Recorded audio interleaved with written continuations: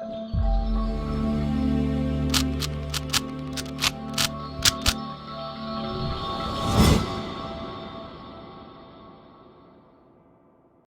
guys, welcome to Viva Classes. I hope you like my videos. If you like my videos, please like, share and subscribe our channel.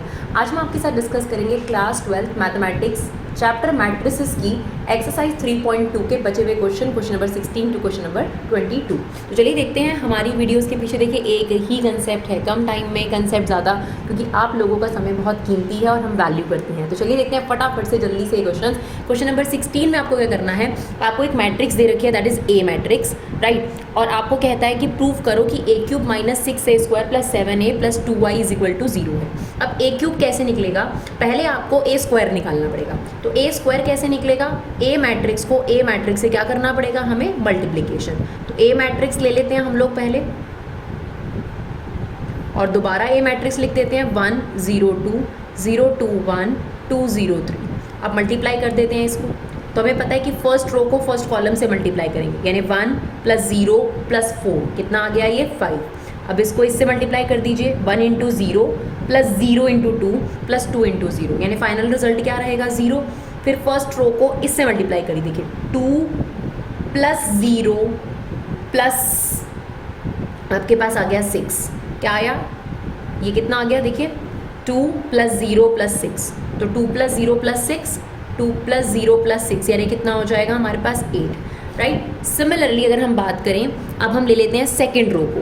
तो second row ले लेते हैं। Second row में क्या है आपके पास, देखिए ये है, इसको आपने इससे मल्टीप्लाई करना है, 0 प्लस 0 प्लस 2, तो हमारा रिजल्ट कितना आ गया, 2। सेकेंड रो को इससे मल्टीप्लाई करेंगे, 0 इंटू 0 प्लस 2 2 ज़ा 4 प्लस 0, तो सिर्फ 4 ही यहाँ पर एलिमेंट बनता है, राइट। अब इसको इससे करेंगे, ये आ जाएगा 0 प्लस 2 प्लस 3, तो 2 प्लस 3 कितना आ गया, 5। सिमिलरली थर्ड रो को इससे करेंगे, 2 प्लस 0 प्लस 6, तो कितना आ गया हमारे पास, 8। सिमिलरली इसको इससे करेंगे, आ जाएगा 0 प्लस 0 प्लस 0, यानी फाइनल रिजल्ट क्या रहेगा हमारे पास, 0। अब इसको इससे करेंगे, आ जाएगा 4 प्लस 0 प्लस 9, तो ये हमारे पास 13 हो गया, राइट। अब a स्क्वायर हमें वैसे भी चाहिए इस इक्वेशन में, आप देखिए हमें यहाँ चाहिए। अब हम निकालेंगे a क्यूब। तो a क्यूब के लिए हमें क्या करना पड़ेगा, a क्यूब के लिए हमें a स्क्वायर को a से क्या करना पड़ेगा, मल्टीप्लाई। तो ये हमारे पास a स्क्वायर मैट्रिक्स आई हुई है, इसे ही हम किससे मल्टीप्लाई कर देंगे, अगर a से। तो यहाँ पर हम साथ में ही लिख देते हैं, ये हमारा a स्क्वायर है, ये हमें याद रखना है। अब हम इसे a से मल्टीप्लाई कर रहे हैं, 1 0 2 0 2 1 2 0 3, ताकि हमारे पास a क्यूब आ जाए, क्लियर। तो चलिए हम मल्टीप्लाई करेंगे, देखिए ये 5 1 ज़ा 5, ध्यान से देखिए 5 1 ज़ा 5 प्लस 0, ये 8 था, 8 2 ज़ा 16, राइट। उसके बाद आ जाइए, इसको इससे मल्टीप्लाई करेंगे, 8 एलिमेंट हमारे पास, 5 को 0 से करेंगे, ये भी 0 ये भी 0, तो फाइनली हमारे पास रिजल्ट क्या आ गया, 0। अब इसको इससे करेंगे, आ जाएगा 5 2 ज़ा 10, 0 इंटू 1 कितना हो गया, 0, 8 इंटू 3 कितना हो गया हमारे पास, 20, सॉरी कितना आ गया आपके पास, 8 3 ज़ा 24, लाइक 24, क्लियर। तो अब आपके पास नेक्स्ट आ जाएगा, इसके बाद सिमिलरली सेकेंड रो को इससे करेंगे, 2 प्लस 0 प्लस 10, तो ये कितना हो गया आपके पास, 2 प्लस 0 प्लस 10, 2 प्लस 0 प्लस 10, तो ये हमारे पास आ गया आपके पास 12। अब इसको इससे करेंगे, ये आ जाएगा 0 प्लस 8 प्लस 0, तो ये आ गया 8। इसको इससे करेंगे, आ जाएगा 4 प्लस 1 प्लस 15, तो ये हमारे पास कितना आ जाएगा, 5 3 ज़ा 15, तो ये हमारे पास आ गया 4 प्लस 15, राइट। सिमिलरली अब इसको इससे करेंगे, आ जाएगा 8 प्लस 0 प्लस 26, ये आ गया 8 प्लस 26, राइट। सिमिलरली ये आ जाएगा 0 प्लस 0 प्लस 0, तो यहाँ आ गया 0। अब इसको करेंगे, आ जाएगा 16 प्लस 0 प्लस 39, तो हमारा जो a क्यूब की मैट्रिक्स आ गई वो क्या आ गई आपके पास, 21 0 34, दैट इज 8, और ये कितना आ गया हमारे पास, 23, then this one 34 0 and 55, right. अब हमने क्या करना है, अब हमें इस वाली इक्वेशन में इसे पुट करना है ताकि हमें इसका रिजल्ट मिल सके। तो अब हमें a क्यूब चाहिए, तो a क्यूब मैट्रिसेस ऑलरेडी है हमारे पास, तो यहाँ लिख दो 21 0 34 12 8, 23, 34, 0 और 55। अब देखिए हमें क्या करना है, ए स्क्वायर को -6 से मल्टीप्लाई कर दीजिए, तो ये आपका प्लस रख दीजिए, और जो आपके पास यहाँ पे कौन सा मैट्रिक्स था ए स्क्वायर, उसे आप किससे मल्टीप्लाई कर दीजिए, -6 से मल्टीप्लाई कर दीजिए। अंदर -6 से सभी एलिमेंट्स को मल्टीप्लाई कर दीजिए, कितना हो जाएगा ये -30, इसको करेंगे हो जाएगा 0, इसको माइनस से करेंगे तो कितना आ जाएगा -48। मतलब इसके सारे एलिमेंट्स को -6 से मल्टीप्लाई करो, ये आ गया -12, ये आ गया आपके पास 24, सॉरी माइनस का 24, ये आ गया -30, सेम ये कितना आ जाएगा -48, ये आ गया 0, ये आ गया -78।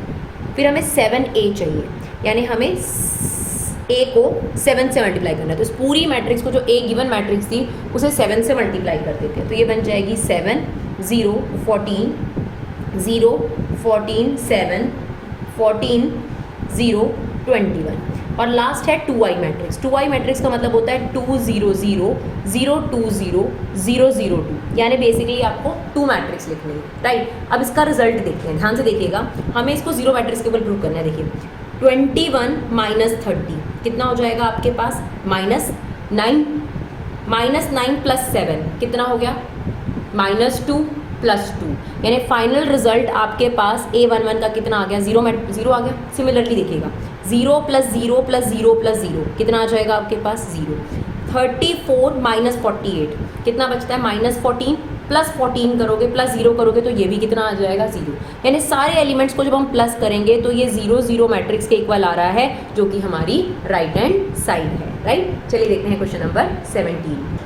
चलिए क्वेश्चन नंबर 17 में आपको क्या कहता है, आपको एक मैट्रिक्स दे रखी है ए और आई मैट्रिक्स दे रखी है, कहता है के की वैल्यू निकालो अगर ए स्क्वायर के -2i के इक्वल है। तो फर्स्ट ऑफ ऑल हमें ए स्क्वायर निकालना है, तो ए स्क्वायर कैसे निकलता है, ए इंटू ए मैट्रिक्स, राइट। तो हम ले लेते हैं 3 - 2 4 - 2, ये कभी भी मत सोचना कि इसका स्क्वायर कर देंगे तो ये आ जाएगा, बिल्कुल नहीं, ऐसी कोई पॉसिबिलिटीज़ इसके अंदर नहीं होती। तो चलिए मल्टीप्लाई करते हैं इस रो को इस कॉलम से, तो 3 + 3 सॉरी 3 3 = 9, फिर बीच में हमारे पास प्लस होता है -2 4 कितना आ गया -8, फिर इसको इससे करेंगे कितना आ जाएगा -6, और ये कितना आ जाएगा +4। सिमिलरली अब सेकंड रो में आ गए तो आप भी सेकंड रो में आ जाओ, 4 3 = 12 -8, ऐसे ही -8 + 4, तो हमारी ए स्क्वायर जो मैट्रिक्स आ गई वो आ गई 1 -2 4 और -4, राइट। ए स्क्वायर आ गई। अब हमें ये इक्वेशन लेनी है कि जो ए स्क्वायर मैट्रिक्स है वो किसके इक्वल है, के ए। तो आप ए को के से मल्टीप्लाई कर दो, ये कितना बन जाएगा 3k -2k 4k -2k, और 2 मैट्रिक्स का क्या मतलब होता है, वही 2 0 0 2, यानी डायगोनल में 2 लिख दो। 3 मैट्रिक्स होगी तो यहाँ 3 आ जाएगा, सिंपल, राइट। अब हमने क्या करना है, ये ले लिया 1 - 2 4 -4, अब माइनस कर दो, ये क्या बन गया 3 - 2 -2 0 तो कुछ भी नहीं आएगा यहाँ पर, 4k, और ये हो गया -2k -2।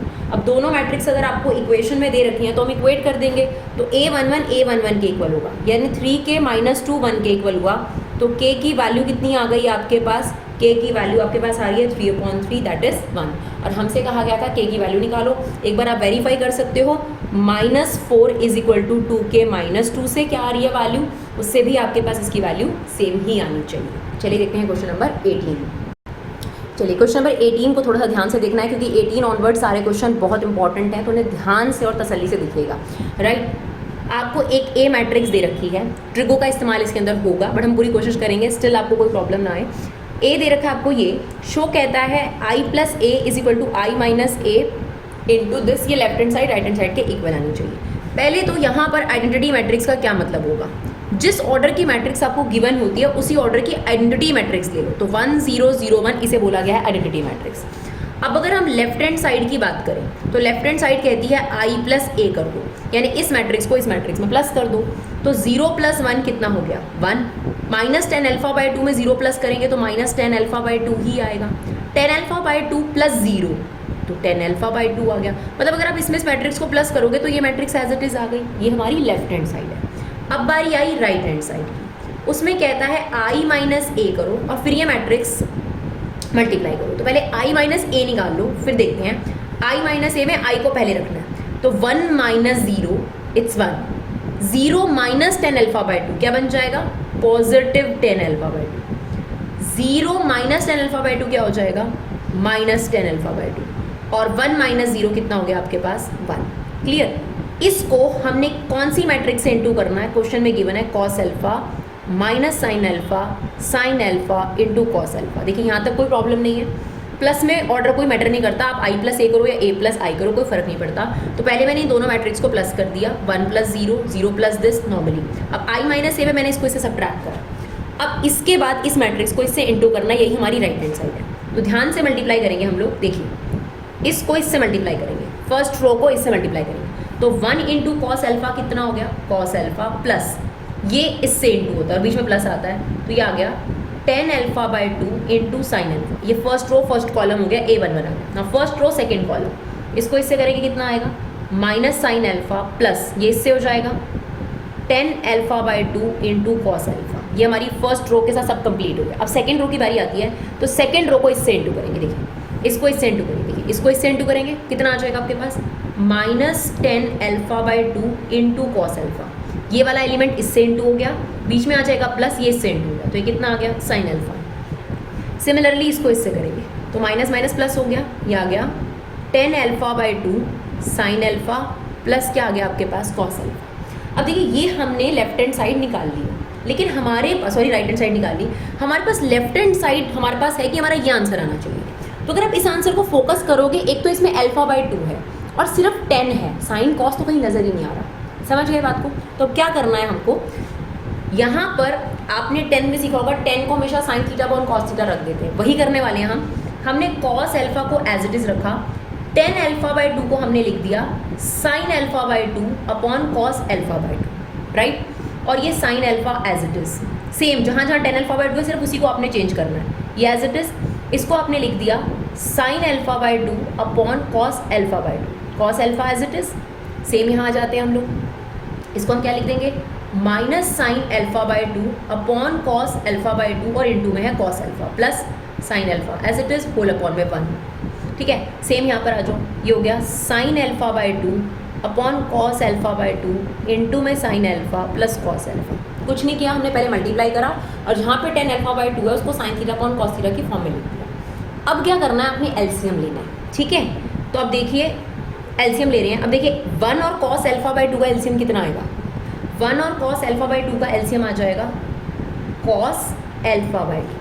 1 और कॉस अल्फा बाई 2 का एलसीएम आ गया कॉस अल्फा बाई 2। अब इसके नीचे नहीं है तो कॉस अल्फा बाई 2 इससे मल्टीप्लाई हो जाएगा ना, यानी ये बन गया कॉस अल्फा बाई 2, और इसके नीचे है एलसीएम में, तो ये एज इट इज आ गया साइन अल्फा बाई 2 इंटू में साइन अल्फा। सेम प्रोसेस मुझे पूरे में करना है। इन दोनों का एलसीएम कितना आ गया, कॉस अल्फा बाई 2 आ गया, इसके नीचे नहीं है तो ये मल्टीप्लाई हो जाएगा, ये हो गया minus sine alpha cos alpha by 2, और इसके नीचे है इसलिए sine alpha by 2 cos alpha as it is. Clear. Same यहाँ पर आ जाएंगे हम लोग, ये कितना हो गया कॉस अल्फा बाई 2 और ये कितना आ जाएगा minus sine alpha by 2 cos alpha, और इसके साथ एलसीएम नहीं है तो इसको मल्टीप्लाई कर दिया कॉस अल्फा बाई 2 से, राइट। सिमिलरली इसमें हमारा एलसीएम कितना आ गया कॉस अल्फा बाई 2, और ये कितना है, ये आ गया हमारे पास sine alpha by 2 sine alpha cos alpha by 2। Is it okay.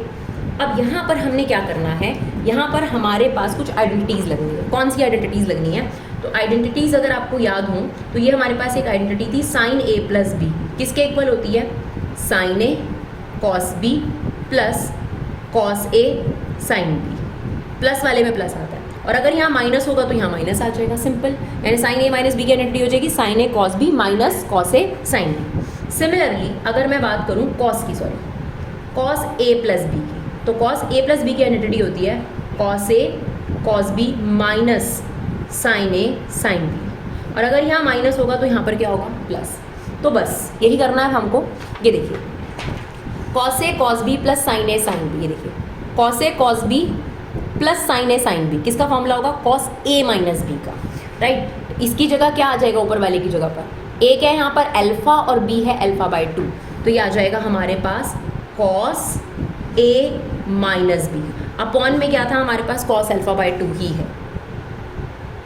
अब यहाँ आ जाओ, यहाँ पर देखो, अब आपने काम करना है, आप अपनी लेफ्ट साइड पे बहुत फोकस करना। लेफ्ट साइड में आपके पास यहाँ 1 चाहिए और यहाँ पर क्या चाहिए, माइनस में आंसर चाहिए ना, तो आप एक काम करना, पहले यहाँ से क्या कॉमन ले लेना, माइनस कॉमन ले लो।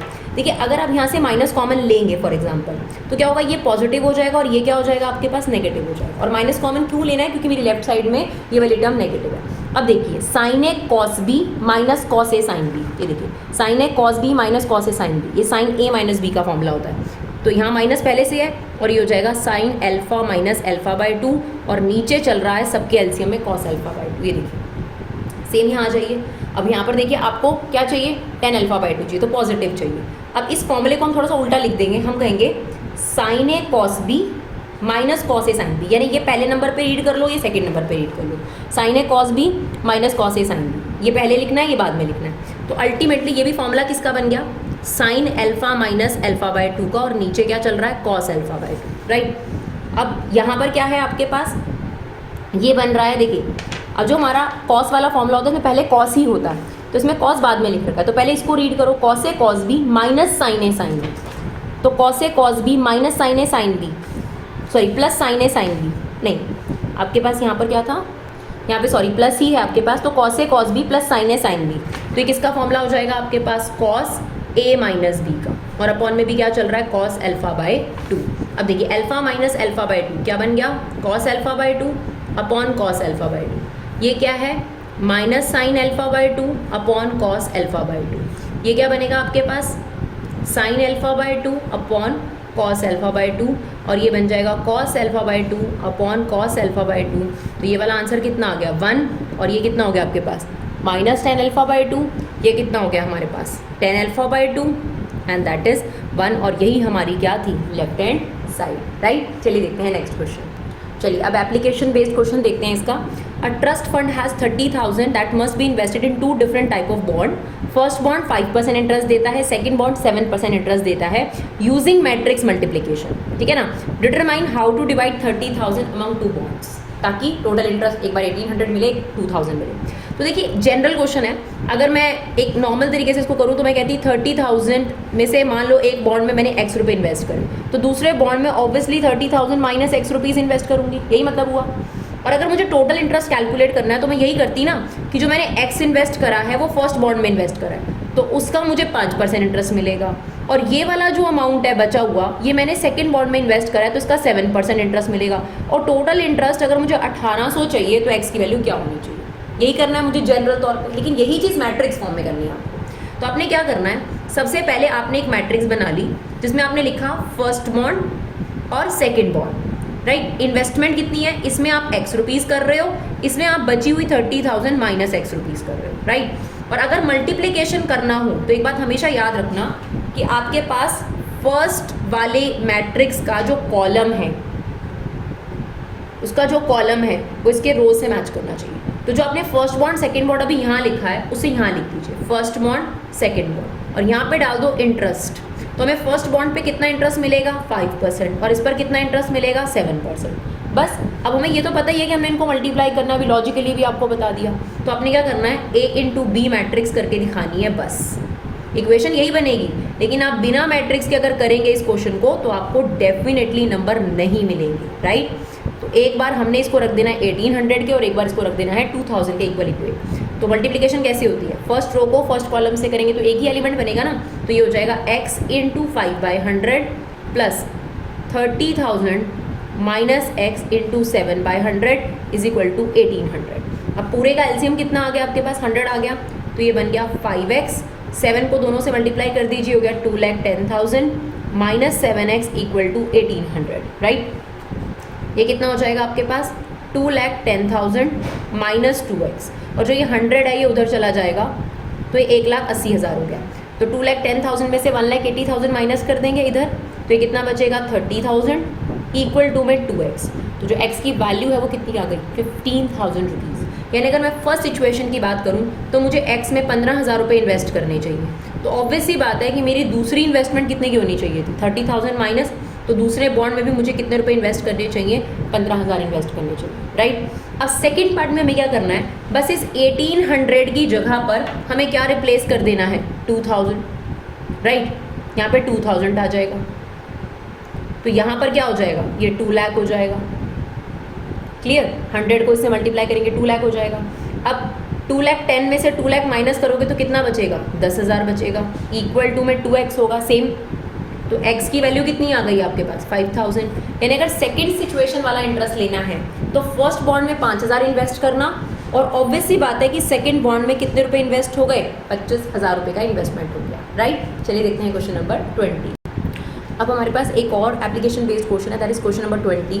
The book shop of the particular school has 10 dozen chemistry book, 8 dozen physics book, 12 dozen economics books. The selling price are 80, 60 and 40 each. देखिए अगर ये प्राइस भी डजन के हिसाब से दिया होता तो हम शायद इसे चेंज नहीं करते। प्राइस तो आपने एक बुक का दे दिया और क्वांटिटी आपने जो है डजन में दे दी, राइट। अब कहते हैं find the total amount the book shop will receive. देखिए मैं जनरल तौर पे अगर बात करूँ तो पहले तो मैं ऑब्वियसली इस डजन को नॉर्मल में कन्वर्ट करूँगी। 10 डजन है तो एक डजन में 12 होता है, तो यहाँ पर केमिस्ट्री बुक कितनी हो गई, 120 डजन हो गई, राइट। ये कितनी हो गई, 96 हो गई फिजिक्स बुक्स, और ये कितनी हो गई, सेम 120 हो गई। अगर मैं आपसे नॉर्मली पूछती कि कितना कलेक्शन हुआ है तो आप कहते हैं केमिस्ट्री बुक 120 और एक बुक 80 रुपीज़ की बिकती है, सिंपल, ठीक है ना। और 96 फिजिक्स बुक्स हैं और एक फिजिक्स बुक कितने की है, 60 की है। सिमिलरली 120 आपके पास इकोनॉमिक्स बुक है और एक 40 की है। तो आपने करना तो मल्टीप्लिकेशन ही है, लेकिन आपने किससे करना है, मैट्रिक्स अलजेब्रा से। तो आपको दो मैट्रिक्स बनानी है कंपल्सरी।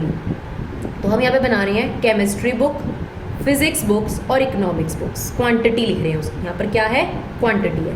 तो 120 केमिस्ट्री बुक्स हैं, 96 फिजिक्स बुक हैं और आपके पास 120 जो हैं इकोनॉमिक्स बुक्स हैं। अब बी मैट्रिक्स हमें पता है मल्टीप्लिकेशन है, तो जो चीज़ हमने कॉलम में ली है वही चीज़ अब कहाँ आ जाएगी, रो के अंदर आ जाएगी। और यहाँ पर क्या आ जाएगा, selling price of each book, that is 80 rupees, 60 rupees and 40 rupees. और हमें पता है कि हमें क्या करना है, ए मैट्रिक्स को बी मैट्रिक्स से क्या करना है, मल्टीप्लाई करना है। तो 120, 96, 120 एंड दैट इज़ 80, 60, 40, राइट। तो इसको इससे मल्टीप्लाई करेंगे तो फर्स्ट रो फर्स्ट कॉलम एक ही एलिमेंट आएगा। तो अपने क्या करना है, सेम जो हमने ऊपर लिखा है वही करना है। 120 into 80 plus 96 into 60 and 120 into 40, आपके पास टोटल अमाउंट कलेक्शन जो होगी वो आ जाएगी 20,160 रुपीज़, राइट। चलिए हम देखते हैं क्वेश्चन नंबर 21 और 22 जो MCQs हैं और इम्पॉर्टेंट भी हैं। अब देखिए 21 और 22 के लिए पूरा दे रखा है, X, Y, Z, W and P are matrices of the order 2 into N, 3 into K, 2 into P, ये रिस्पेक्टिव ऑर्डर है। आपको कहते हैं रिस्ट्रिक्शन क्या होगी N, K, P पर अगर हमें ये चीज़ सेटिस्फाई करनी है। तो ध्यान से सुनिए, अगर मैं फर्स्ट पार्ट के बारे में बात करूं तो P मैट्रिक्स का ऑर्डर क्या है, सबसे पहले तो P मैट्रिक्स का ऑर्डर है हमारे पास P इंटू K, ओके। और Y मैट्रिक्स का ऑर्डर क्या है हमारे पास 2 into P, plus W matrix का ऑर्डर क्या है हमारे पास 2 इंटू P, और सेम Y का हमारे पास है 2 इंटू P। अब देखिए दो मैट्रिक्स मल्टीप्लाई कब होती है, जब इसका कॉलम इसके रो से मैच करता हो, यानी हमें K की वैल्यू कितनी मिल गई 2, और जब मल्टीप्लाई होकर मैट्रिक्स आएगी, सॉरी Y का जो ऑर्डर है वो है 3 इंटू के, सॉरी। अब दो मैट्रिक्स आप मल्टीप्लाई कैसे कर सकते हैं, इसको दोबारा लिख लेते हैं हम लोग। P का ऑर्डर क्या है, P इंटू के, Y का ऑर्डर है हमारे पास 3 इंटू के, प्लस W का ऑर्डर है 2 इंटू पी, और Y का अगेन ऑर्डर है हमारे पास 3 इंटू के। अब देखिए अगर हमें P को Y से इंटू करना है तो ज़रूरी है कि जो इसके कॉलम होने चाहिए इसके रो से मैच करना चाहिए। तो K की वैल्यू हमारे पास आ गई 3, राइट। और जब दो मैट्रिक्स मल्टीप्लाई होके आती हैं तो उसमें क्या होता है, इसके रो और सेकंड वाले के कॉलम आ जाते हैं, राइट। सिमिलरली यहाँ पर ये दोनों मैट्रिक्स मल्टीप्लाई कब हुई होंगी, जब इसका कॉलम इसके रो से मैच करेगा, तो P की वैल्यू भी 3 होनी चाहिए आपके पास। और जब ये दोनों मैट्रिक्स मल्टीप्लाई होकर आई होंगी तो 2 इंटू के ऑर्डर बचा होगा, राइट। अब दो मैट्रिक्स आपके पास आ गई मल्टीप्लाई होकर, मान लेते हैं ये डी मैट्रिक्स है, ये ई मैट्रिक्स है। जो डी मैट्रिक्स है उसका ऑर्डर है P इंटू के और ई मैट्रिक्स का ऑर्डर है 2 इंटू के। अब दो मैट्रिक्स ऐड कब होती हैं, जब उनका ऑर्डर एकदम सेम हो, यानी आपके पास, रियली सॉरी बच्चों, फिर से मैंने जो है ऑर्डर गलत लिया है, सॉरी फॉर इनकन्वीनियंस। P का जो ऑर्डर है वो है हमारे पास P इंटू के, Y का जो ऑर्डर है वो हमारे पास है 3 इंटू के, प्लस W का जो ऑर्डर है X, Y, Z, W N into 3 है, और Y का जो ऑर्डर है वो हमारे पास वही 3 इंटू के है, राइट। अब हमने इन दोनों मैट्रिक्स को जब मल्टीप्लाई किया तो रूल क्या है कि इसका कॉलम इसके रो से मैच करना चाहिए। उस हिसाब से P की वैल्यू कितनी आ गई, 3 आ गई। जब ये दोनों मैट्रिक्स मल्टीप्लाई होकर आएंगी तो इनका ऑर्डर क्या होगा, P इंटू के, राइट। प्लस अब इन दोनों का मल्टीप्लिकेशन तभी पॉसिबल है जब इसका कॉलम इसके रो से मैच करे, जो कि ऑलरेडी हो रहा है, सॉरी इसका कॉलम इसके रो से मैच करे। फिर हमारे पास जो डब्ल्यू वाई मैट्रिक्स आएगी उसका ऑर्डर क्या होगा, एन इंटू के होगा, राइट, बचा हुआ। अब दो मैट्रिक्स ऐड कब होती हैं, जब एग्जैक्टली उनका ऑर्डर सेम हो। तो पी की वैल्यू किसके इक्वल होनी चाहिए, एन के इक्वल होना चाहिए।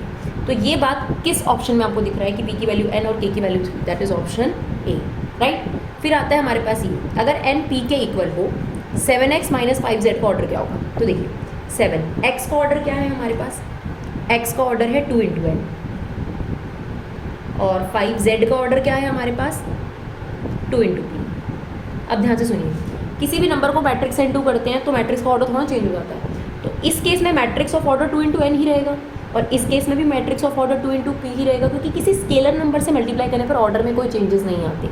तो मतलब इसका जो रिजल्टेंट मैट्रिक्स होगा वो 2 इंटू एन ऑर्डर का ही होगा। मान लेते हैं वो ए मैट्रिक्स आ गया और ये बी मैट्रिक्स आ गया। अब आपको इन दोनों मैट्रिक्स को माइनस करना है, तो माइनस करने से जो मैट्रिक्स हमारे सामने आएगी, फॉर एग्जाम्पल सी, उसका ऑर्डर या तो 2 इंटू एन हो सकता है या 2 इंटू पी हो सकता है, क्योंकि उसने बोला है क्वेश्चन में कि एन और पी आपस में इक्वल है। तो उसने यही बोला है कि जो रिजल्टेंट मैट्रिक्स है उसका ऑर्डर क्या हो सकता है। तो इसमें से क्या ऑप्शन हो सकता है, 2 इंटू एन या 2 इंटू पी। तो ऑप्शन डी इज करेक्ट। तो आई होप आपको वीडियो हमारी यूजफुल लगे। अगर आपको हमारी वीडियो यूजफुल लगे तो अपना कीमती समय निकाल कर इन्हें शेयर जरूर करें।